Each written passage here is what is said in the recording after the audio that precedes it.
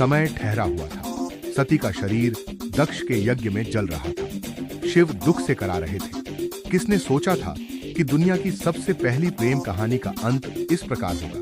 पर क्या करें, नियति का लिखा कोई नहीं टाल सकता, स्वयं भगवान भी नहीं। लेकिन यह अंत नहीं था, यह शुरुआत थी। शुरुआत थी एक अजर अमर प्रेम कहानी की, जो सदियों तक याद की जाने वाली थी। यह शुरुआत थी शिव और पार्वती की, उनके प्रेम कहानी की, एक नए युग की। तो चलिए आज की इस कथा में जानते हैं कि क्या हुआ सती की मृत्यु के बाद और कैसे मिले शिव और पार्वती। आखिर क्यों सती के बाद शिव ने पार्वती को स्वीकार किया? यह प्रेम कहानी उतनी सरल नहीं है जितनी लगती है।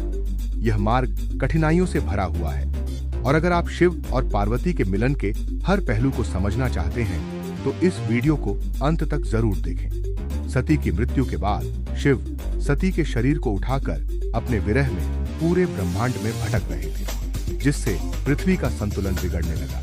तब विष्णु ने अपने सुदर्शन चक्र से सती के शरीर के टुकड़े कर दिए, जिसके बाद शिव शांत हुए और कैलाश पर्वत पर ध्यान में चले गए। शिव सती की मृत्यु का दुख सहन न कर सके और एकांत में वास करने लगे। सब कुछ शांत हो गया था, लेकिन इन सब के बीच असुरों की दुनिया में एक नई शक्ति जन्म ले रही थी, जिसका नाम था ताड़कासुर। वह शिव की अनुपस्थिति में बढ़ती हुई अराजकता का प्रतीक था। उसने कठोर तपस्या की और अपने तपोबल से पूरे ब्रह्मांड को हिलाकर रख दिया। अंततः उसकी तपस्या से प्रसन्न होकर ब्रह्मा जी प्रकट हुए। ब्रह्मा जी ने कहा, मांगो पुत्र, क्या वर चाहते हो? तब ताड़कासुर ने कहा, हे ब्रह्मदेव, मुझे ऐसा वरदान दीजिए कि मेरी मृत्यु केवल शिव जी के पुत्र के हाथों ही हो। ब्रह्मा जी ने कहा, तथास्तु। ताड़कासुर जानता था कि शिव सती के विरह में कैलाश पर तप में लीन है और कभी दूसरा विवाह नहीं करेंगे। ऐसे में उनके पुत्र होने का तो सवाल ही नहीं उठता। यह वरदान पाकर ताड़कासुर चारों ओर तबाही मचाने लगा। उसका आतंक तीनों लोकों में फैल गया। देवताओं के आश्रम जल गए, यज्ञ नष्ट हो गए और स्वर्ग भी कांप उठा।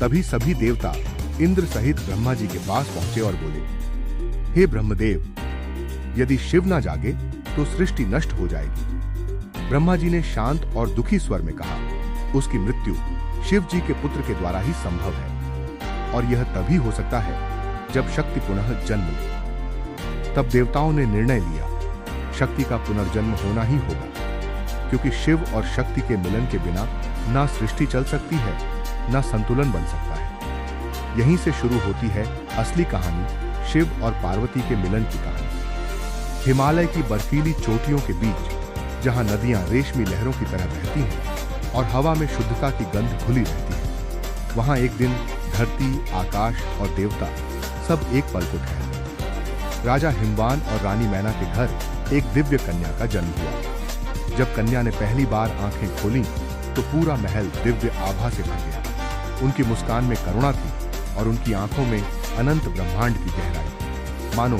स्वयं शक्ति स्वरूप हो। उस कन्या का नाम रखा गया पार्वती। समय के साथ वह कन्या बड़ी होने लगी। उसे बचपन से ही प्रकृति से गहरा लगाव था, फूलों से, जल से, पशु पक्षियों से और उस नीलकंठ देव से, जिनकी कहानियां अक्सर साधु संत गुनगुनाते थे। महादेव का वर्णन करता तब छोटी पार्वती की आंखें चमक उठी। उन्हें न जाने क्यों शिव की हर बात पर अपनापन महसूस होता था, जैसे आत्मा किसी अधूरे गीत को याद कर रही हो। वह घंटों तक हिमालय की गुफाओं में जाकर ध्यान मग्न हो जाती। कभी मिट्टी से शिवलिंग बनाती तो कभी फूलों से उनका श्रृंगार करती। उनके हृदय में बिना किसी सिखाए शिव के प्रति एक अटूट भक्ति जाग चुकी थी। जब पार्वती केवल 4 वर्ष की थी, तब महान नारद मुनि उनके परिवार से मिलने आए। अपनी प्यारी बेटी का भविष्य जानने के लिए उत्सुक हिमावन ने नारद मुनि से पार्वती की हथेली पढ़ने और यह बताने का अनुरोध किया कि नियति ने उसके लिए क्या रखा है। नारद ने जो खुलासा किया वह विस्मयकारी और परेशान करने वाला दोनों था। उन्होंने भविष्यवाणी की थी कि पार्वती एक आदर्श महिला बनेगी, लोगों द्वारा पूजी जाएंगी तथा अनुग्रह और सद्गुण के प्रतीक के रूप में पूजी जाएंगी। हालांकि एक अशुभ भविष्यवाणी थी जिसने हेमावन को बहुत परेशान कर दिया। पार्वती का भावी पति कोई ऐसा व्यक्ति होगा जो परित्यक्त स्थानों पर रहता होगा।